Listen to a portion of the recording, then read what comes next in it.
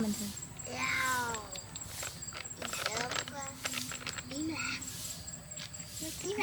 Thôi nói chuyện bình thường đi, không ồn ồn quá là được. Đừng có xéo sát nữa là được. Bột thôi, bột Dạ, đúng không? Chắc là chắc phải thêm nước, tại vì ta nghĩ bột nở rồi là sẽ đẹp.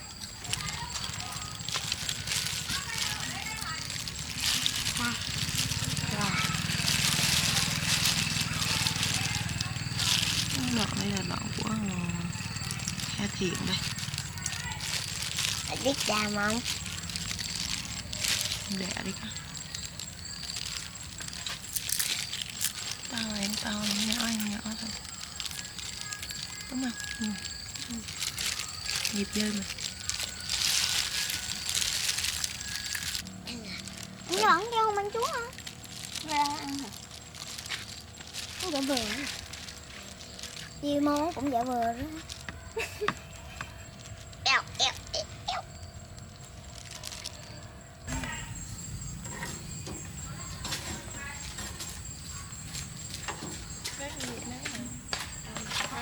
Trái là như vậy đó. Con đặt Này đi lột bố hồi trước rồi mua đi 5 hơn. Hợp lý chưa? Chiêu. ok á. Thấy không? Đủ biết rồi không có. Mua lót cái này cũng rộng nữa thì. Lót cái chừng cũng rộng quá. Của mé thì.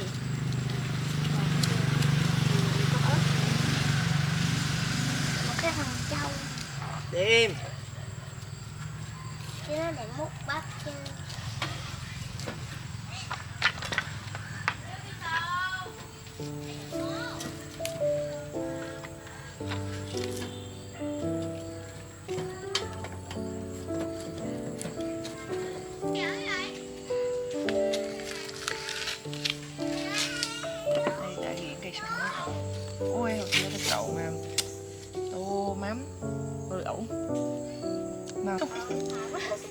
Đây có cái thon này. Ăn cho con.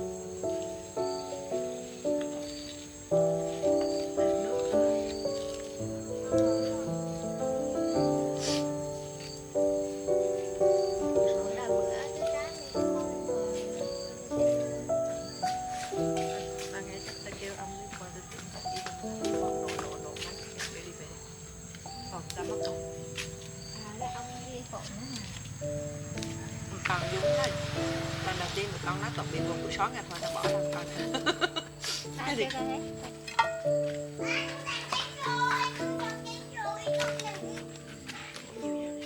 Vô Phụng hả? Mãi Không phải ý là phải nhiều lên chứ đây. Gì diêu Quay mắt cho. con đằng gì diêu Quay nãm tôi xích đây giờ. vào thôi nhiều Quay mắt vào cho. Quay mắt cho. ít vào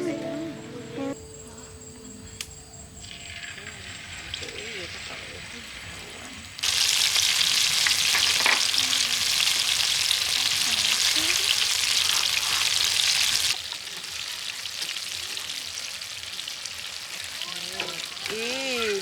ngon á Ý. không còn là hết dính mà Cũng đỡ đỡ. nó chết rồi đấy rồi không được Chấm được được. Vòng quá vòng. Không Không nhưng mà thật ra đúng rớm mà nó là mới đẹp đó. đâu bị đẹp gì có không đẹp mà Đẹp mà, đúng không? bóc lên mặt Đẹp mà, ok. đẹp quá à.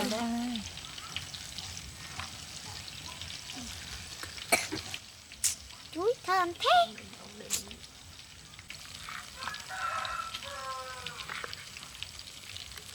bao nhiêu viên mà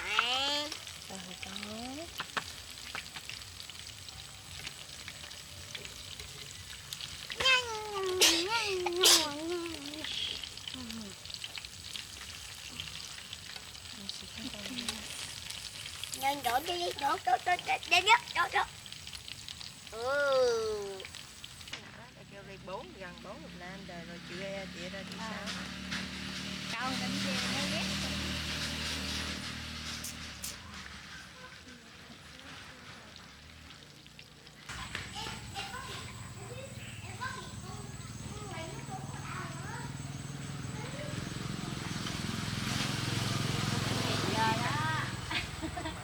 Riêng nghiên cứu lên.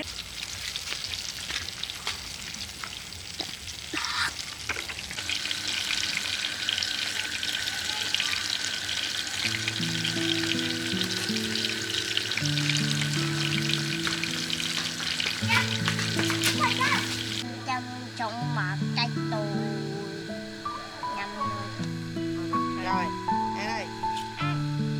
Ăn cái bông đó.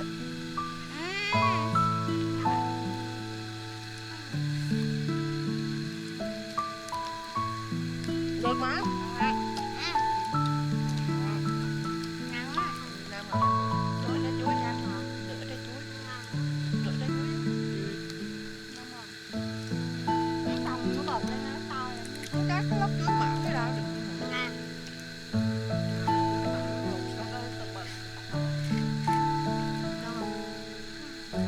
Tại lần sau ăn là xong thì nó bón không ăn. Đi mua ăn đi con.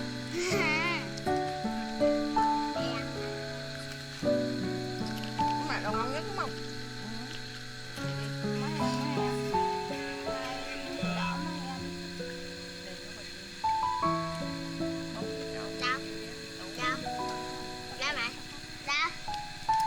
Mấy chân ngồi xuống. Cái không bấm cho ta nó biết không có trẻ. nếu là nhỏ nếu không bao giờ mấy cầm mấy Ui trời ơi. như anh đừng là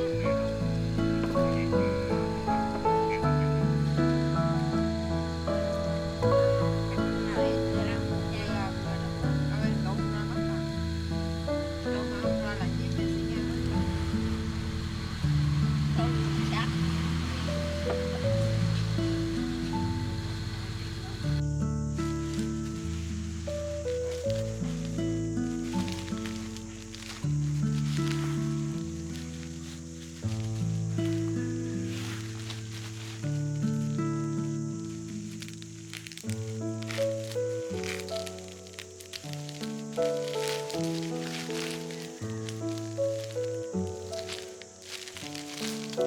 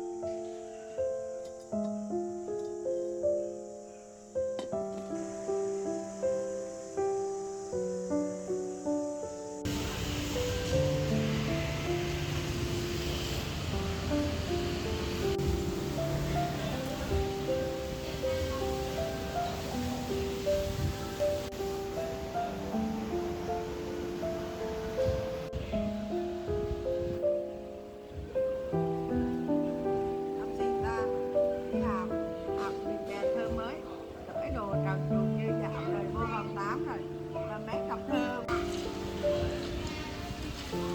Dạ, chào tối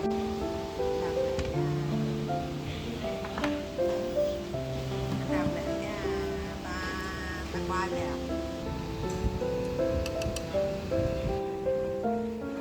À, thôi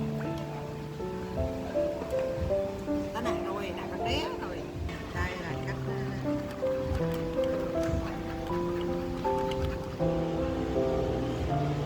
cái mỏ thì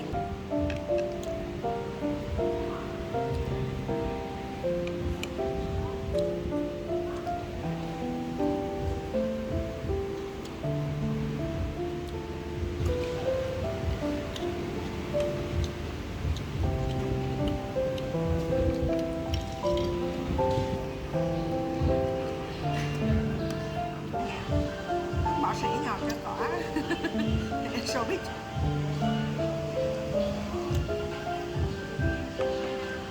học ngọt vậy Mọc. nha là ca sĩ chuyên nghiệp hót chứ nghe Bữa mấy cái con Vũ hót lắm không? Mà ta vẫn ấn tượng Hùng hót lắm.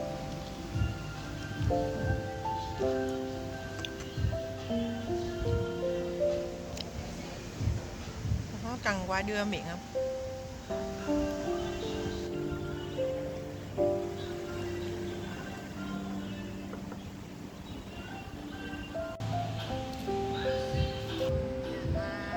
Để kiếm cái ổ đòn mạc lẹ ổ đòn lần nữa dán cho Thịnh không biết chưa ổ đòn mà Thịnh bỏ mua rồi mất đồ hay đau bò rồi đi lọt tiền rồi mất đồ á.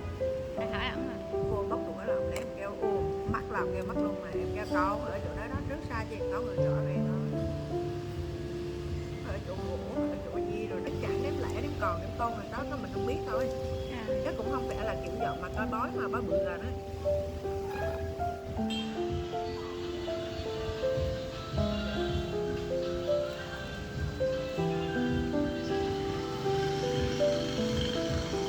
Về cái lọ mà con có tiên kéo qua ly đi á.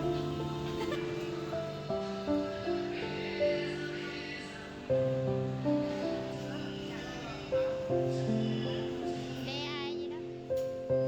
Đi đi. Ai ai đi.